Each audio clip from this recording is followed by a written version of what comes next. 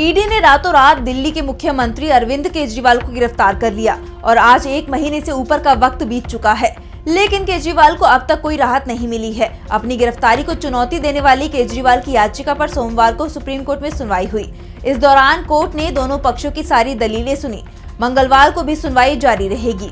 सोमवार को supreme court में केजरीवाल की याचिका पर अहम सुनवाई हुई। दिल्ली के मुख्यमंत्री अरविंद केजरीवाल ने अपनी गिरफ्तारी को चुनौती देते हुए कोर्ट में ये याचिका दाखिल की है।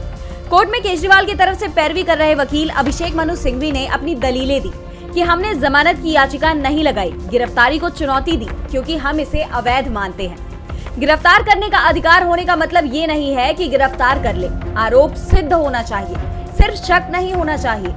आपके पास पुख्ता सबूत होने चाहिए। सिंघवी ने कहा कि केजरीवाल आरोपी नहीं है।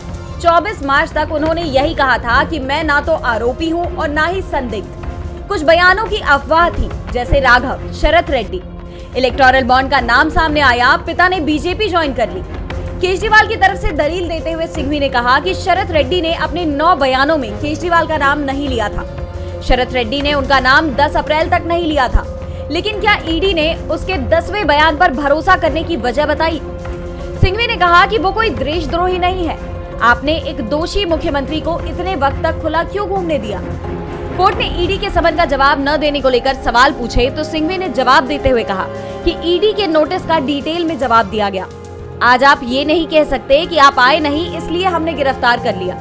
ये मेरा अधिकार है कि मैं ना जाऊं। सिंघवी ने आगे कहा कि ईडी ये नहीं कह सकती कि उसके पास आधार है, क्योंकि केजरीवाल को गिरफ्तारी से अंतरिम राहत नहीं दी गई। लंबी बहस के बाद कोर्ट ने मामले को मंगलवार के लिए सूचीबद्ध कर लिया है। अब आगे की सुनवाई 30 अप्रैल को होगी।